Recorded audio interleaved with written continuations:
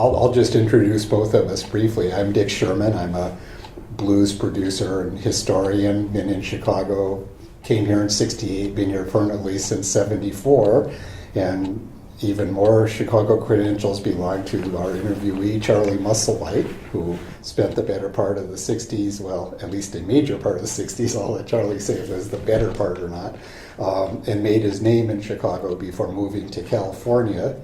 And last winter on a blues cruise, we did an interview together about Charlie's Chicago era, and it went really well. And I know as part of this event, the Logan Center likes to archive interviews.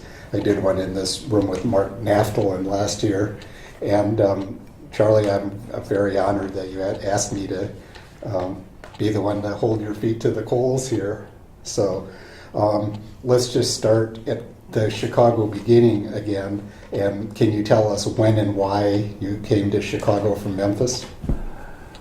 Well, I've been looking around Memphis for work. I mean, I knew how bad it was to get work. I mean, the only thing I ever found to do around Memphis was construction work or some kind of manual labor, and it didn't pay much, and like $1 an hour, was supposed to be pretty good.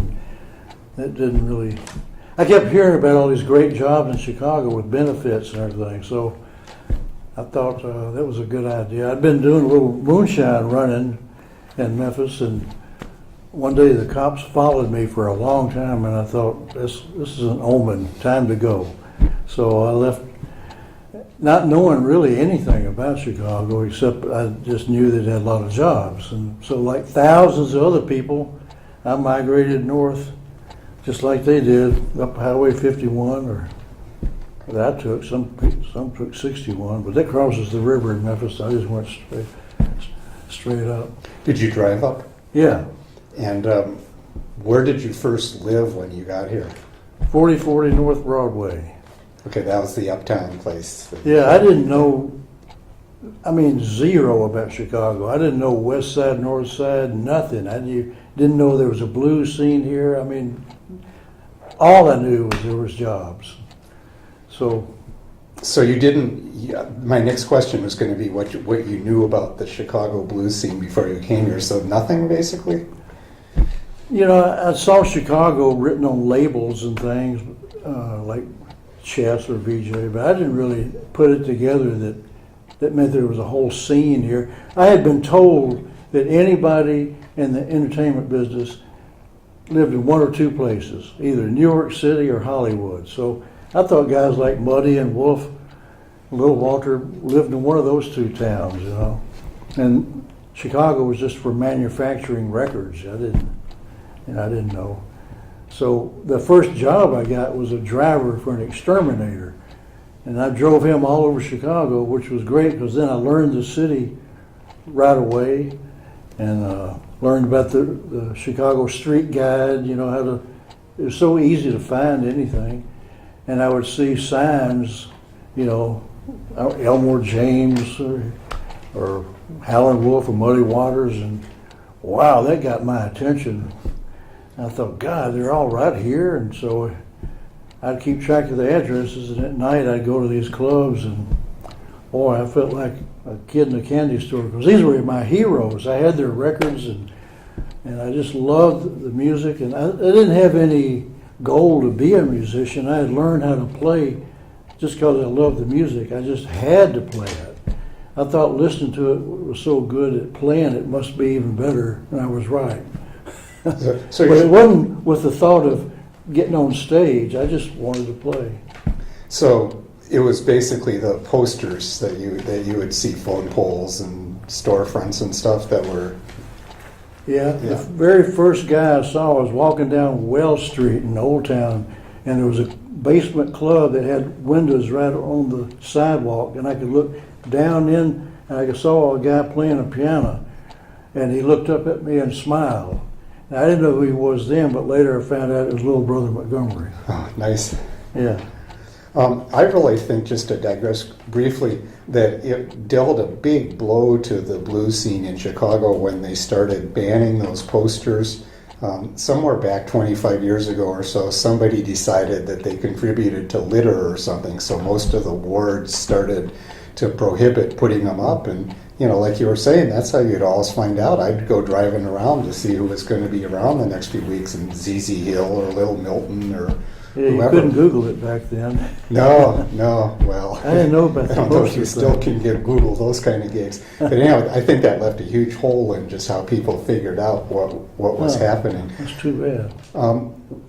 Once you did start going around, who were the first local musicians you did get to know personally? Muddy and Wolf and Little Walter and Big Walter, Johnny Young, Carrie Bell. To one degree or another, I knew just about all of them, you know. Like, it took a little longer to get to know Wolf than where Muddy you got to know right away. But I wouldn't, you know, I was just hanging out and sometimes I'd request tunes. I wasn't like holding up my harmonica and saying, you know, can I sit in? I didn't even tell people I played. I was happy enough just to be there and socializing, and coming from Memphis, I already knew how to drink, so I just fit right in. What level would you put your musical skills at when you got here? I mean, I know you had been playing in Memphis, both harmonica and guitar, but how far along were It was you? pretty rudimentary. I mean, because I wasn't really pushing myself because of a career or anything. It was just really a hobby. But when you know, one night, this waitress named Mary at Pepper's told Muddy, "You ought to hear Charlie play harmonica." And Muddy's like, "What? He plays harmonica?" Because he just knew me as a fan. And when he found out I played, well, he insisted that I sit in. But it wasn't unusual to sit in. People sat in all the time because he had to play till 4 in the morning. So he appreciated people taking up some time. What was unusual is somebody my age and white. There were no black kids my age in those clubs. It's strictly adults.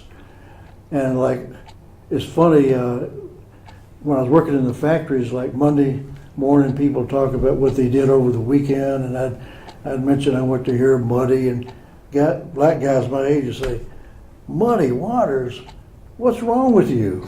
I said, "I like Muddy Waters." "Man, that's the old folks music, man. You got to get up with the times." And I said, "Well, I like Muddy. I like Howlin' Wolf." "Howlin' Wolf, man, you are out of it.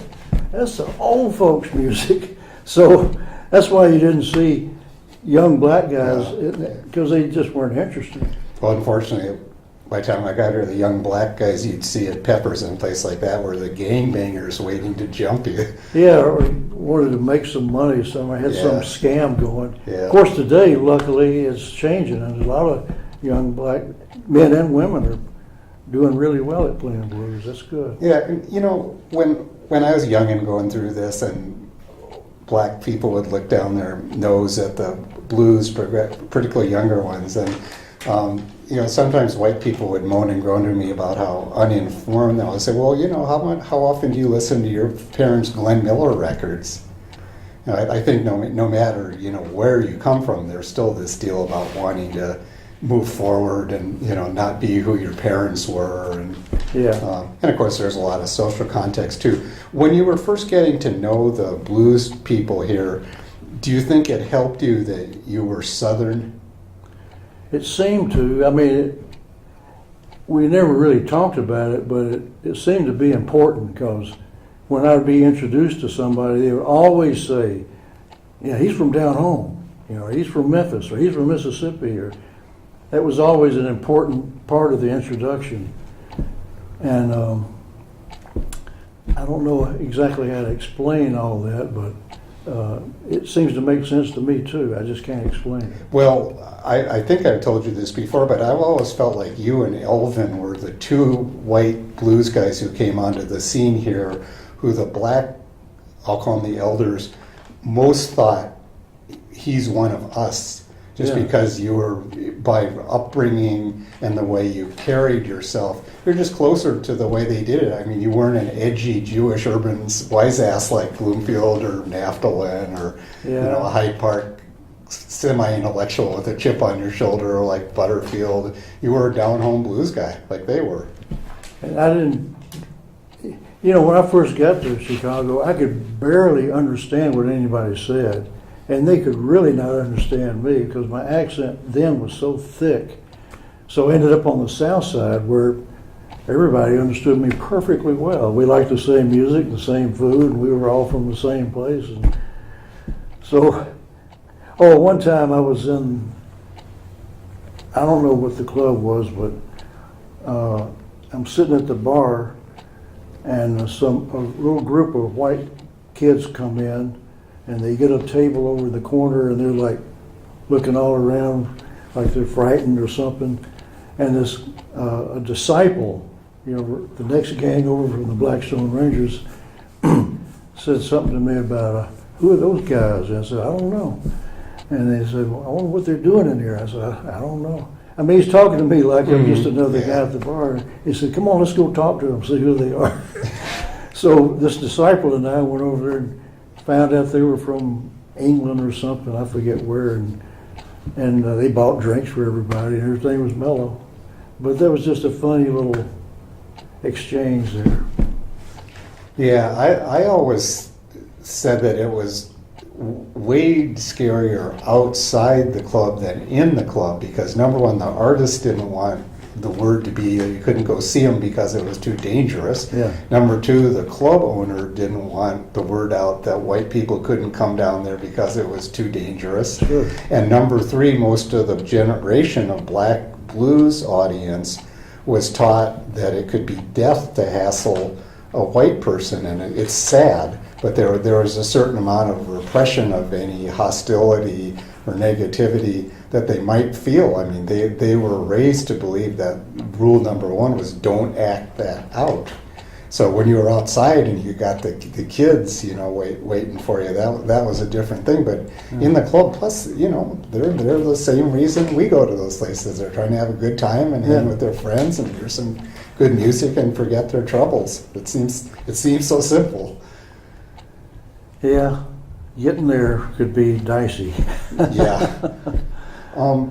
How long did you keep a day job? Did you do that for a good while, or did you ever make it over to music full time while you were here? Yeah, I did eventually. I don't really know how long I worked. I worked in a metal plating place out on Lake Street, right by Silvio's, and I worked at some kind of, I don't remember, but I was happy to get out of that day job factory grind as soon as I could. But back then, if you quit or got fired, you could get another job later that day. Jobs were so plentiful that even if they didn't have something for you, they'd tell you to grab a broom and just be sweeping until they found something for you. So a lot of guys would go back and forth between day jobs and playing. Back then you'd play at a club that was your place to play for maybe months, until something happened. Yeah. Where, the guys like Muddy and Wolf and Sonny Boy, they had 45s coming out regularly. They didn't need a day job, but just about everybody else would bounce back and forth. Yeah, another thing I miss is residencies. Like you were saying, people would be at the same place 4 nights a week for like 6 months or sometimes years even. Yeah. And then it got to the point where, you know how it is now, anytime you're in the same place for more than one night, it's a great luxury not to have to pack and head down the road. I like being in a place more than one night. That's one day I don't have to pack up and move again. Yeah. Well, and you get to know the scenes pretty well too, just familiarity. When you actually started running with people, not just happening to encounter them in a club, was there anybody particular who you were spending a lot of time with, or early on particularly?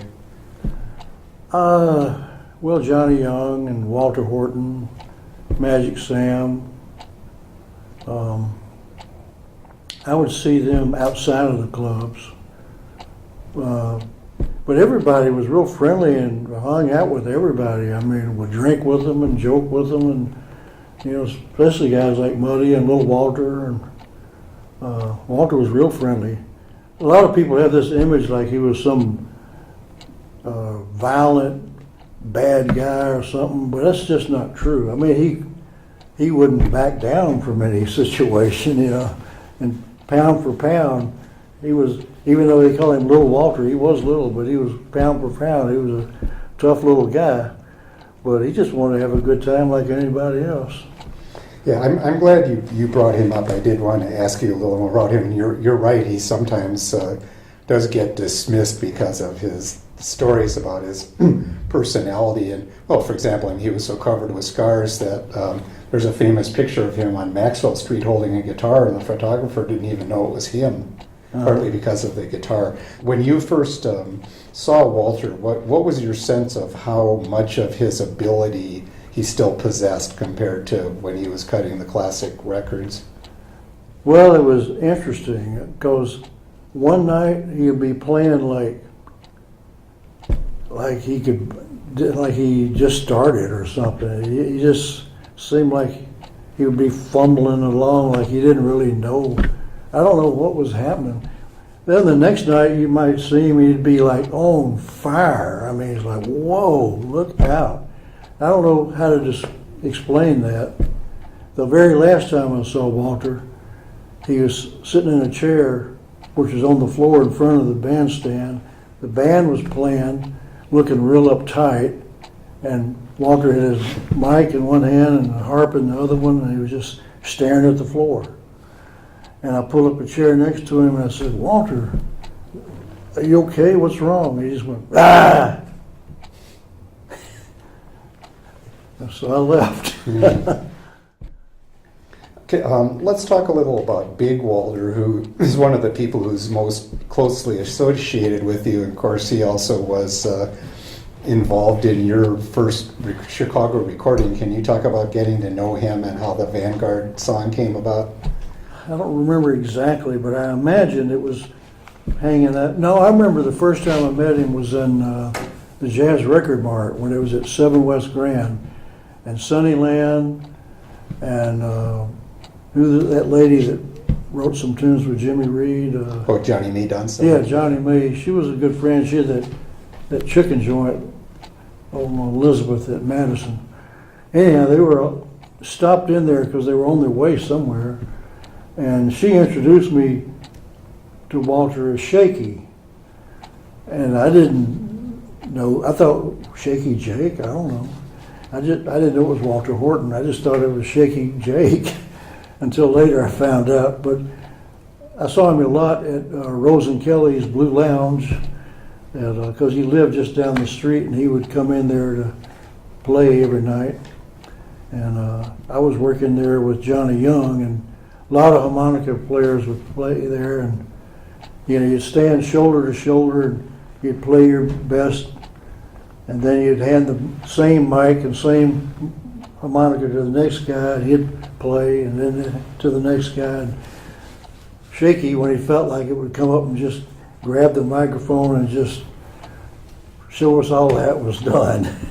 No, this is when Rose and Kelly's was still on Indiana before it moved around the corner to 39th. Yeah, right on the alley there. I went there not long ago. It doesn't have any resemblance to what it was back then. No. Zero. Can you talk about the genesis of the song that you named after Rose and Kelly's on your first album, 39th in Indiana? It's just an instrumental. Wasn't any, I don't know. I don't think we. Did you go in with the idea that it was going to be a tribute to that place, or did you just need a name for an instrumental? We just played something and I gave it a name. That's all. It was spontaneous. I hadn't really given it any thought until we cut it.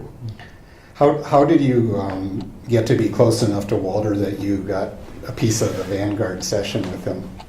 Well, Sam Charter said it was his idea to have us play together because he had heard us playing together, and he thought that would be a good thing to have on record. It wasn't Walter's idea, but he was all for it. That's how that happened. And did that lead directly to Vanguard signing you for the first full album? I don't know about directly, but I sure had my foot in the door at that point. And I got offered, I think Chess made an offer and Elektra made an offer. And, I just had a feeling that Vanguard might be better for me. Now I think it was probably not the best idea. Yeah, considering what you've said about the total lack of royalties. Yeah, they deducted everything they could think of so that my check for the session was 36 cents. And the union wanted $4 in work dues. I guess they still have the check. Nice. Yeah, I always remember a story that Mitch Ryder told when he was in the studio recording, I think it was What Now My Love with 101 strings. Wow. And he thought, man, I've made it now. And then somebody pointed out to him that all that was coming out of his end. Because like you say, they deduct everything. So They didn't have to do it that way. They could have deducted from royalties, but I don't know, it seemed like, to me, kind of like a mean thing to do. oh yeah, taking that out of your real vote of confidence. What, besides Rose and Kelly's, what were some of the other favorite clubs that you particularly enjoyed? I really liked the I Spy Lounge on 63rd. Otis Rush told me that's the roughest club in Chicago. I think I knew some rougher ones, but Well, I was there when the owner shot Otis's Cadillac. And Jeff Karp's Volkswagen, one bullet damaged it in 3 places, ricocheting off the hood, through the front window, and out the back window. well, I know they shot the owner. Yeah, too. right. Just a few months after They had all a that. big. The bar was an oblong in the middle, so you're really a good Yeah, target. and there was a silhouette on the wall of a spy shooting a drink out of somebody's hand. I thought that was a great suggestion that you needed. Do you remember the big crater in the sidewalk out in front? Oh, they're all over the place. Yeah, Yeah, big uneven. there's this big concrete. crater, and there's a 2x4 across it. How many lost souls are down there? Yeah. Was there anybody in particular that you like to see at the I Spy? Joe Carter would come in every now and then, sit in, and of course Otis Rush played there. Me and Johnny Young would play there in the afternoon, and then Otis would come in for the night, and I'd stick around. I always loved his singing and playing, and he was a friend, and I just thought he was one of the best. Oh yeah, The emotion that he put into his music was, man, it was real. He wasn't playing around. well, Billy Prude, who both you and I know, who was playing guitar with Otis in the late 60s, he told me the night that Otis Little, the owner of the I Spy, shot Otis's car, Otis was on the bandstand, and a guy came out of the restroom waving a gun, and that's when everybody started getting kind of panicky.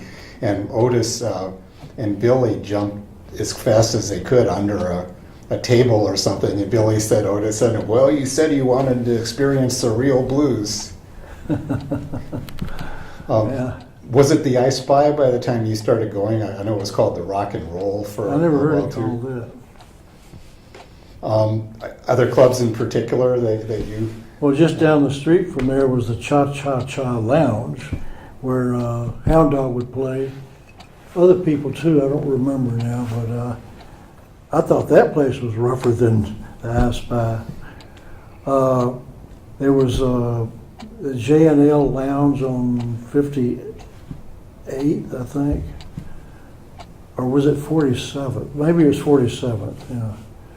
Of course, I love Peppers, and I really like Silvio's too. They were all... Now, was that when Silvio's was still a little east of Western, or had it moved out to Kedzie? This was right at the corner of Lake and Kedzie. Yeah, so at the northwest last location then, yeah. And I love that because in the winter when it was really icy and snow, you could take the L out Lake Street and walk right down the stairs and right into the club without freezing to death.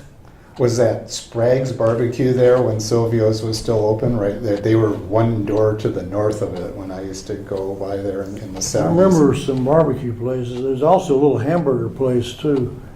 It's like a wooden thing. They just let down the shutter and they would sell them out of there, either with cheese or without. I think that's all they had.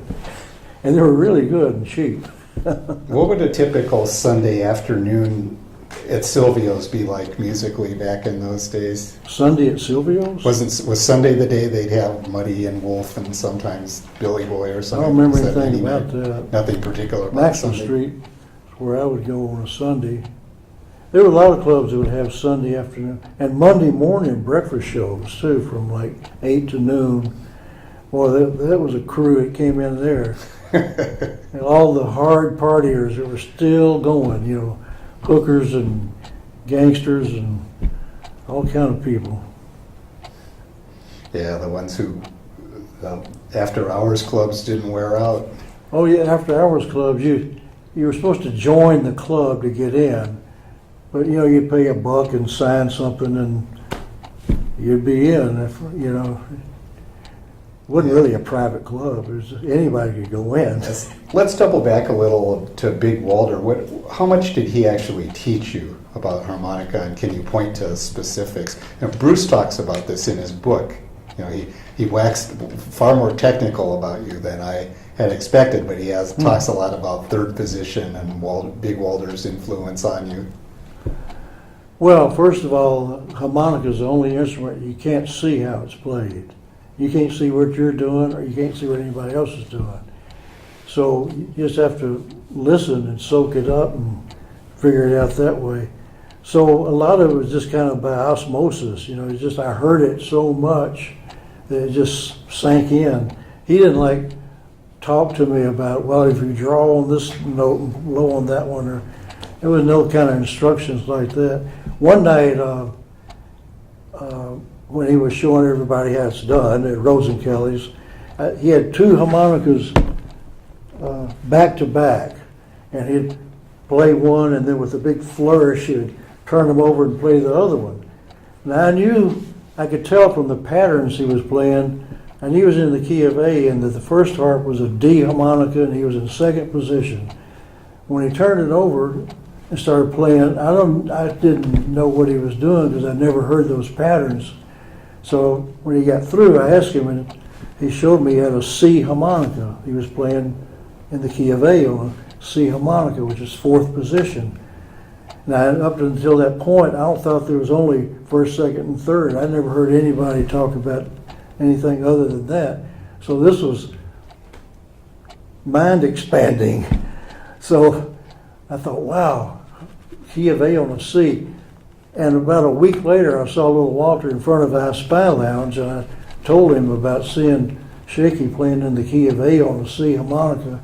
And I'll never forget Walter just shrugging his shoulders and said, I can play E on a C harmonica too. Wow, E too. And that just sealed it to me. It meant that any octave you could find, there's got to be a way to play in that key on that harmonica. So that really opened up the harmonica for me visually inside, you know, mentally. Did you get a feeling between Big Walter and Little Walter that there was any kind of a pecking order in terms of, did they both consider that one of them was a more advanced player, or was it just what mood they were in at the particular time and what day it was? My feeling was they both respected each other, and you know, a lot of people thought Little Walter was better, and a lot of people thought Big Walter was better, and I just thought not only them but everybody had something unique that was special to them, and I didn't have one favorite over the other. But it didn't seem to you like one of them was deferential to the other, as though, yeah, he got... No, I never noticed that kind of thing at all. I mean, Shaky knew he was really good and really believed in himself, and so did Little Walter. Of course, Little Walter had hits and recorded a lot of more tunes and toured and everything and had a career where Shaky hardly had any career. Really, I mean, he was his own enemy. He would have a gig, and instead of going in to play the gig, you'd find him in the alley playing with his friends. You know, like fame and fortune, you just couldn't lure Shaky away with that. He was just happy to play for his buddies in the alley as he would in the club for the gig. Yeah, you could run into him anywhere, playing on the street, or like you say, in an alley. And where did Carrie Bell fit in to the picture with those guys? Well, he played bass and he played harmonica and he played, sometimes he'd play the bass and play the harp at the same time. So he was all around. He played with Johnny Young and he'd play at Rosenkelly's, backing up whoever came in to play. And I saw Kerry all around town. We were good friends. He sure did turn out to be one of the great disciples of that old school. Was he as wonderful in those early days for him as he was later on, or did it take him a little while to As come a into harp his own? player? Yeah. First time I heard him, I thought he was really good. Yeah, I always liked his play, especially I thought it was good when he played on those, with Robert Nighthawk, those Mike Shea things. There were films of that. I remember seeing them, but I don't know if they still exist. Yeah, I heard that they were tossed out, which is, of course, a huge tragedy. Other than the one, there's the film footage of going down to Eli's. It might even be on YouTube, but I know that one's still around with Nighthawk and John Lee Granderson, but Kerry's not on that particular one. Remember, Lurie Bell, that when he was just a kid, that Kerry took him over to Maxwell Street to meet Robert Nighthawk. Made a point of it. Yeah. And what with Sonny Voyages, was he kind of his own scene, or where did he fit into the picture around Chicago? My sense was that he didn't really live in Chicago, but he would come through to play every now and then. And he didn't carry a band. He would just get local guys wherever he went. And one of my best stories about him is I was at Curly's Twist City, Holman and Madison. And Otis Rush was playing, and he had Luther Tucker on second guitar. I don't remember who else was in the band. And I hear something, sounds like somebody kicked the door. And there's like two rooms, and there was a bar in the first room and the door you came in, and the second room was tables and chairs and a stage. And where I was sitting right between the two, I could look back and see the door, and here comes Sonny Boy. And he had this way of like loping when he walked. And I could hear what he said. He went up to the bar, had his case, and laid it on the bar and said, "Curly, come here." And Curly walked up to him. "What do you want, Sonny Boy?" And said, "Man, I'm working tonight. I want $50 and I want it now." And then Curly gave him the $50 and he came on into the room where Otis was playing and got a mic off the stage and got himself squared away over by the wall at a table and a chair, and had his harps lined up, and as people started buying him drinks, and they all lined up too, and he just took over. He wouldn't call the tune or nothing. He'd have that foot going and start playing, and they'd find the key and back him up. And I remember walking over to him on his break and saying, just to say hi, and I was like looking at all the drinks. I mean, there must have been a dozen drinks. And he said, "What are you looking at?" I said, "Well, you got a lot of drinks lined up there." He said, "Don't you worry about it, I'm going to drink them all." Yeah, well, there are a few other stories we could tell about that, but we'll save them and not melt the recorder here. Yeah. Was he mostly on the west side when you saw him? Did you get to the south side much? There was one club I saw on the south side. I don't know the name of what street it was on, but it was a real long, narrow place. And he had it going on there just by himself. Always got that foot going. And he didn't need a band. What was your relationship with Paul Butterfield like, just to continue on the harp players you remember track here for a bit? We were friends. It's funny, if it's just me and Paul, we were like the best of friends. As soon as one other person came into the situation, then it was like the dynamic changed, and all of a sudden we weren't such good friends. It was weird, but like he would call me up and say, "Man, come on over and let's get high and listen to some records." And I knew what he really wanted was for me to bring him a Pepsi. You know, a lot of people when they get up they want a cup of coffee. Paul always liked a cold Pepsi, so to get a cold Pepsi, he'd invite me over to get high and listen to records, and I knew it was coming. Finally, he'd say, "Can you bring me a Pepsi?" I said, "Yeah, Paul, I'll bring you a Pepsi." Pretty cheap admission, though. Pretty cheap admission on the Yeah, that's on the okay. scale of things. Can you talk about how you became aware that Paul was around on the scene indirectly? Well, I knew that Nick Gravenitis was like a folk singer, and he was like pretty well regarded, and that Paul was his harp player. And I don't remember ever seeing them playing, but I heard about it. And then I heard that Paul was playing for fraternities around here. I guess he lived in Hyde Park. Yeah. Now, was this after, though? You told me that when you would go around, people would call you Paul, or... That happened, yeah, several times. People would call me Paul. I said, and I didn't know who he was. I said, "I'm not Paul." And say, "You play harmonica?" "Yeah." "You're Paul." No, no. So it didn't take long to realize there was some kid my age, a white kid playing harmonica named Paul. I don't really remember the first time we met, but we were always on good terms. And one day he gave me a whole stack of all his little Walter 45s. I mean, that shows you how good friends we were. And we'd sit around and listen to, we both liked jazz. And we would listen to, like blues jazz, like Jack McDuff. And he was really into Ramsey Lewis, trying to cop licks off his piano playing, put them on the harmonica. And I'd bring over Grant Green. I'd say, "Well, check this out." And we had fun. Who were some of the other harmonic players around here that you particularly remember with enjoyment? Maybe some who weren't as well known as the ones we've been talking about? Well, certainly John Rencher. I really loved his playing. He pretty much played the same thing all the time, but man, it always sounded great. It never got stale, it never got old or boring. It was just so perfect that the little he played, it was just great.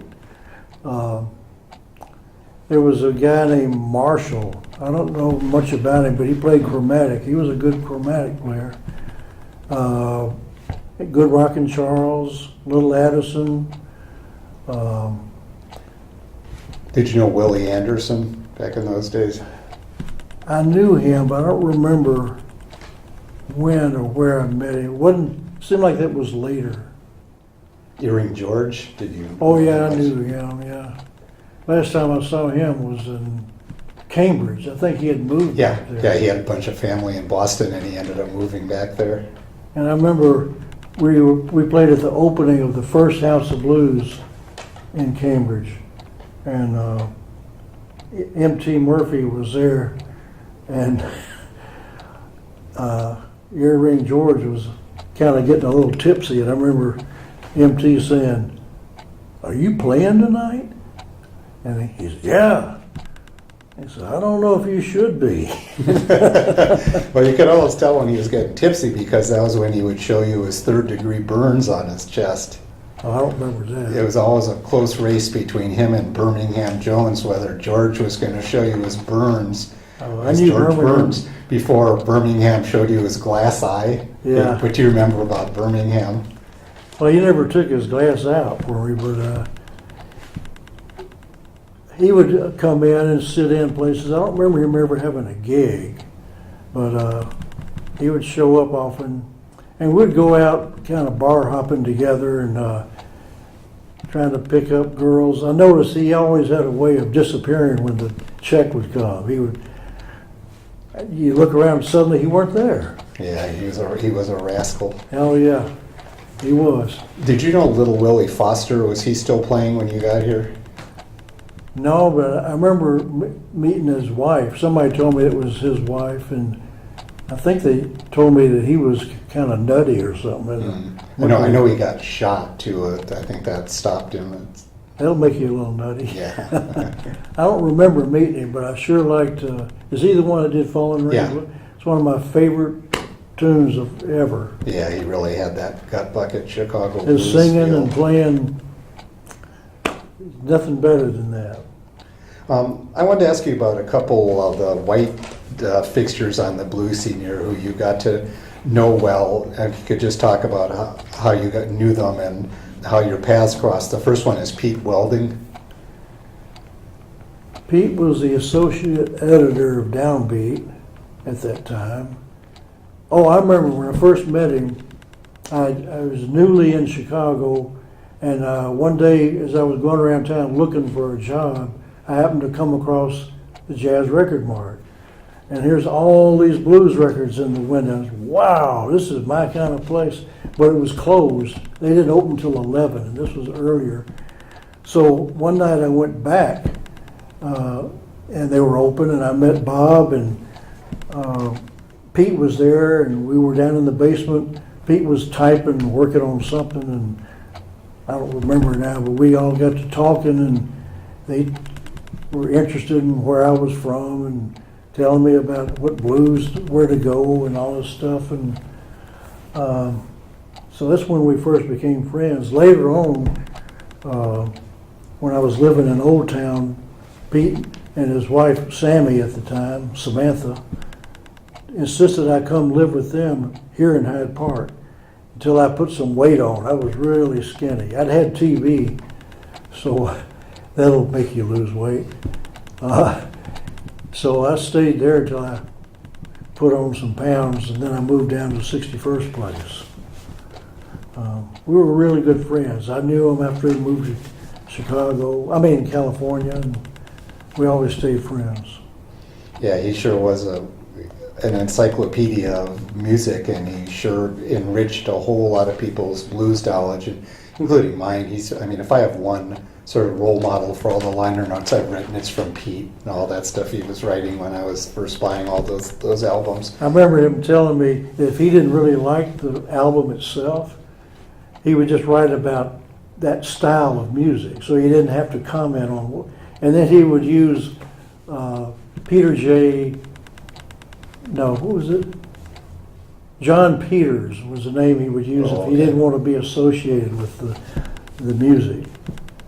Because his name was Peter John Welding, so John Peters was his other name.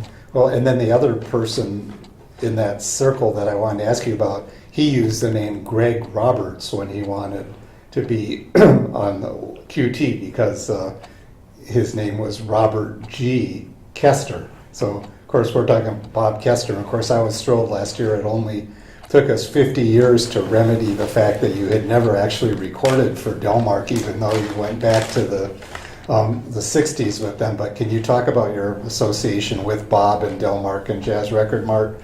I know you worked for, was it the label, the store, or both? Well, I worked for, I did packing and shipping of, people get mail orders, and I was do retail. And when Bob went to Europe with Sleepy John Istis, I ran the whole place. I'd make bank deposits and keep the mail order thing going, and try to duck bill collectors. So that's what that was like. And I stayed down in the basement with Big Joe Williams was living in the basement. We had cots down there, and then me and Bob had a little altercation. Yeah, I was just going to get to that. You're a legend. I remember when you came here and we went in the studio in '96, and you were staying close to Jazz Record Mart, and you went in there, and they took a picture of you with a tape dispenser cocked in your hand. So can you talk about the altercation? Oh, okay. Well, Bob would have these tantrums where he would just start screaming about stuff, and usually it was like way out of proportion to whatever it was he was screaming about.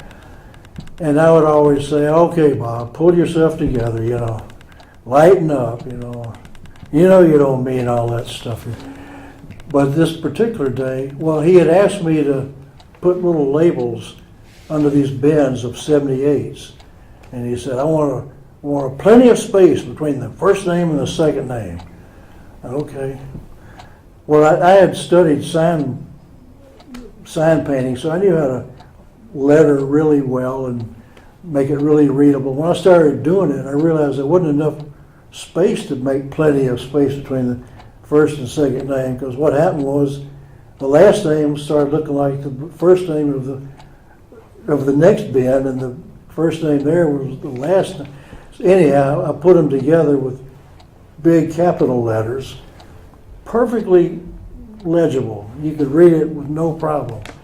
He comes in and sees that and starts screaming, "I told you to put plenty of space between the first name and the second name. Why are you so fucking stupid?" And I thought, oh yeah, and I had a hangover, and I just had enough. There was a row of albums, bins between us. He's in the main aisle, and I'm over next to the wall. So I couldn't reach him, so I just picked up the tape dispenser and threw it at him, and then came around the corner and just started letting him have it. So at one point I'm thinking, he likes this. Yeah, you know, God bless Bob, but you carved yourself out a place in history as the Kester employee who did what every Kester employee since time began has wanted to do at least once. When I'd come into the store years later, somebody that worked there, if Bob wasn't around, it'd come up and, "Is it true? Did you really? Wow, that's so great." The thing I remember about it that's really funny is I'm leaving, heading toward Bill Shaver's Old Wells record shop, is Bob standing in the doorway, this fist over, shaking his fist, saying, "I'll never pay you the money I owe you." At least he didn't say you'll never work in this town again. Let's double back a bit. You mentioned Big Joe and living in the basement of Jazz Record Mart. What was your association with Joe? Did you guys spend a lot of time? We were really good friends. We would just sit in the basement and often just play. He would play guitar, and I'd just play along with him, and he just enjoyed playing. Or he'd tell me all kind of stories. I'd ask him about this person and that person, and he had a lot of stories. I wish I'd written them down. He was out of town when this altercation with Bob happened, but when he came back, Joe really didn't like Bob. But when he came back to town and found out I'd moved to Old Wells Record Shop, well, he moved over there right away. So then we were rooming in another record store. But Joe would take me all around town to visit relatives and friends of his, and I'd play with him. He'd hire me to play at gigs, and we opened up the Big John's. They were just a little neighborhood bar, and they thought Joe was like some folk singer that lived down the street, and they asked him if he would come and play for, I think it was the 4th of July weekend, and Joe asked me to come with him, and they did so much business, the bar sold so many drinks, they said, "I'll just come back tomorrow." And it just turned into a gig. We kept playing night after night, and then later Bloomfield started hanging around. They had an upright piano, and he asked Joe if he could play the piano. "Yeah, go ahead." And the business just kept building. People they never heard this music on the north side. So then later, as it always happens, Joe had to go. He had to go somewhere. He's always leaving and always coming back. So when he left, Mike and I got a bass player and a drummer, and he switched to guitar, and we had a band. And the business just kept getting better and better and better, and finally it was like, I think we were working there 5-6 nights a week. And then other clubs started seeing the great business Big John's was doing, and they started hiring blues bands too. So you were now starting to see on the north side people like J.B. Hutto and Otis Rush and Buddy and Wolf and all of them, because they could pay more. They were bigger places. They were bringing in more money. They could pay better. So that really kind of dried up the south side. The whole blues scene flipped over to the north side from that one gig me and Joe had planned for the 4th of July. I also wanted to ask you about another non-harmonica player who I know you were close to. You've got some great video of him in Madison, and you've told me some good stories of you and him, particularly after some gigs, and that's Otis Spann. Could you talk about your friendship with him? Yeah, me and Spann were close. He was in Buddy's band most of the time that I knew him, or at least when I first knew him. And we liked to drink and we liked women. So often we would end up going to a hotel. They had these real cheap little hotels around the south side. We'd get one room and flip a coin to see who got the springs and who got the mattress, and throw the mattress on the floor. He can figure out the rest of it. I wrote his epitaph on his tombstone. Oh, and what does it say? Well, I started out really long, and they kept saying it's too long. I had to keep narrowing it down and down and down and down. Finally, it just said he played the deepest blues we ever heard. Nice. And to me, Spann was like the personification of blues. Just the way he walked and talked and dressed, and everything about him was just pure blues. He just exuded blues. Yeah, one of Bruce's stories that he likes to tell is the first session he ever went to was Junior Wells' Southside Blues Jam, and said Junior came in completely unprepared with any material, and he would just go over to Spann, and Spann would give him some little idea, and he'd make up a whole song from like a line. Maybe Spann would remember a line of a Memphis Slim song, and Junior would take 3 minutes, and you know how Junior was. Just I have no trouble some believing stuff together. Spann told me when I told him I was going to make an album for Vanguard, he said, "Man, you got to do Help Me," and it was a relatively new tune at that point. And I got a napkin off the bar, and he told me all the lyrics, and I wrote them down, and that's why it's on that album. Nice. Is there a particular recording of Otis that you can point to as the pinnacle for you? I like that album where he's just playing by himself. The Storyville one? I don't know the label, but all that stuff is real deep, I think. That's at his best when he's just playing. You can hear that throb in his throat when he's singing, and his playing is just so beautiful. It's just pure blues at its best. I also like the one about I've been so sick. Yeah. I remember the title. Right, it's the tune of Vicksburg Blues, but I can't remember what he called it. You're Yeah. right, he had some different words.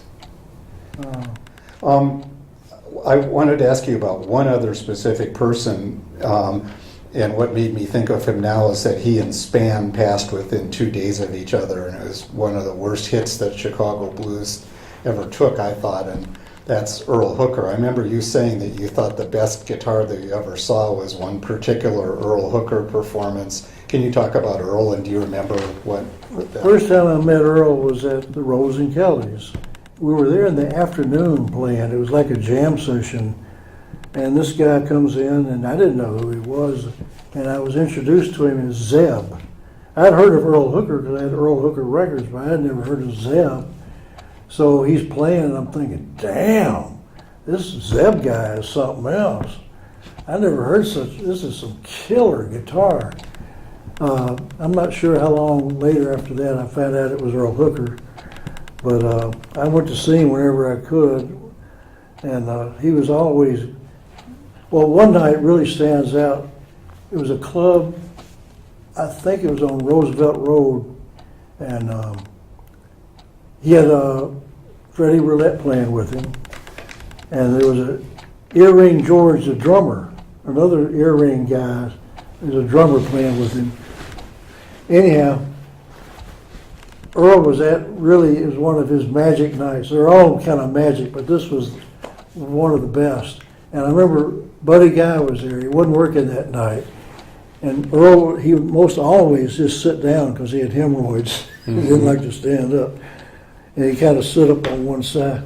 So he's playing, and just every solo just seemed, how can he top that? And he did, over and over and over. And Buddy Guy was standing right in front of him, jumping up and down, screaming at him, calling him names, and just out of his head, because, I mean, everything he played was just killing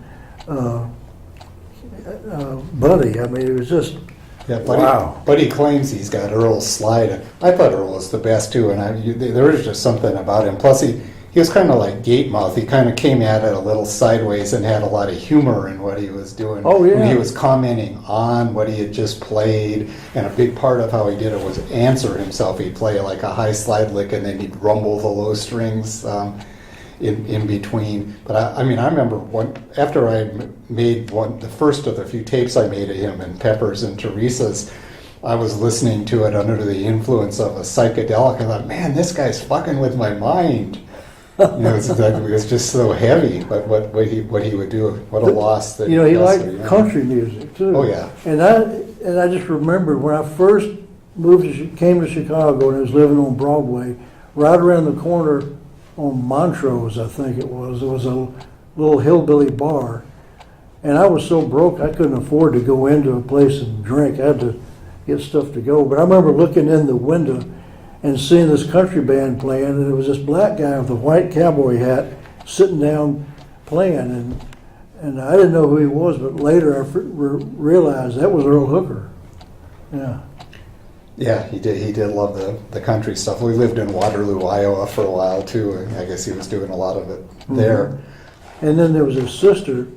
Yeah, poor People called her Earlene. Earlene, but I think her real name was Christine. And she would play piano, and I think she played bass, and I don't know what else. She was just such she a was mess. strange. Yeah, and then she froze to death in her apartment. The utilities had been turned off, and she didn't know how to contact social services, so they just found her frozen.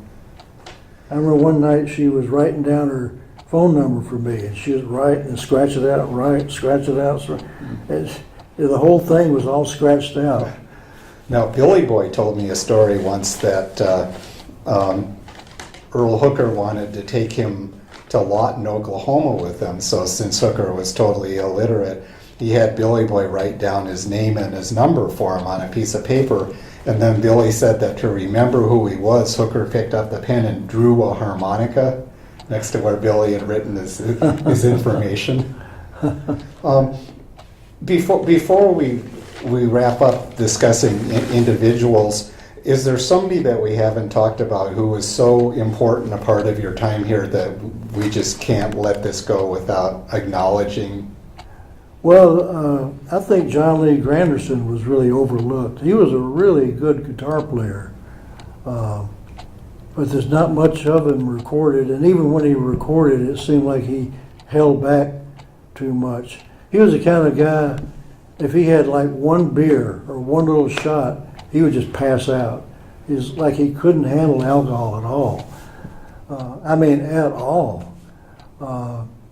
But he was, and he had some great stories, and had always been involved in playing blues. He knew Memphis Minnie and a lot of the old timers.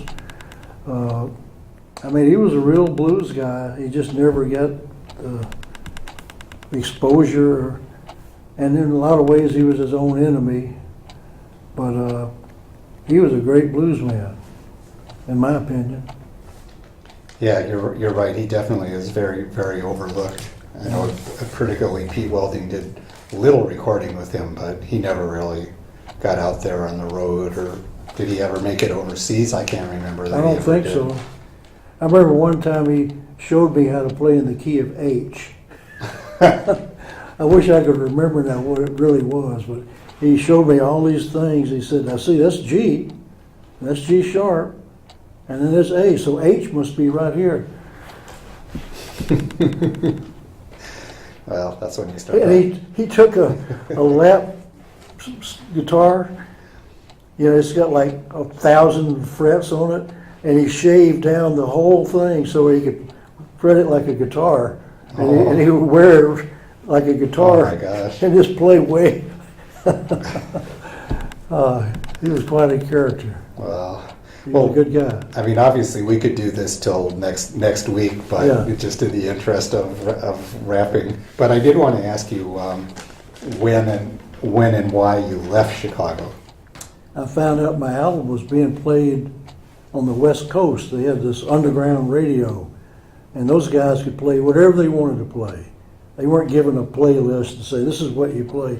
They'd bring records from home to play, and they'd play whole albums. It was like really wide open. So I started getting phone calls. Well, actually, I got phone calls from around the U.S., different places to come play here, come play there. And I didn't have a manager. Wasn't with a booking agency, and I didn't know anything about the business. And I just kept putting it off because I was happy in Chicago. I was having a good time and had plenty of gigs. And finally, somebody calls me up with a whole month of work for really good money. And they sent me a ticket, and I flew out, and I thought I'd do them and come right back. Boy, I wasn't out there more than about 10 minutes, and I knew I wasn't going back. I found out the whole West Coast had lots and lots of gigs, and they paid really good. And to them, out there, blues was like something exotic. You know, they were fascinated with it, where it wasn't like that in Chicago. Plus, the clubs in Chicago were so small, you really couldn't make that much. And these were like big ballrooms, and so that's how I ended up in California. And when was that? Right at the end of '67, September, I believe. Well, and of course, a whole lot of other white Chicago blues people coming up around the time you did joined you out there and are still there in many Yeah, a cases. whole lot of people moved out to California. Yeah. Well, thank you. I mean, every time we do this, as I always learn new stuff and more cool things. I never knew you were a calligrapher. Well, to a degree. Well, not enough to drive Bob nuts, but enough to drive Bob nuts, apparently. Oh, A this is small a short degree. drive. Yeah, that's true. Well, It's thanks. always a pleasure. Yeah, likewise. Always. Let's do it again real soon. Yes.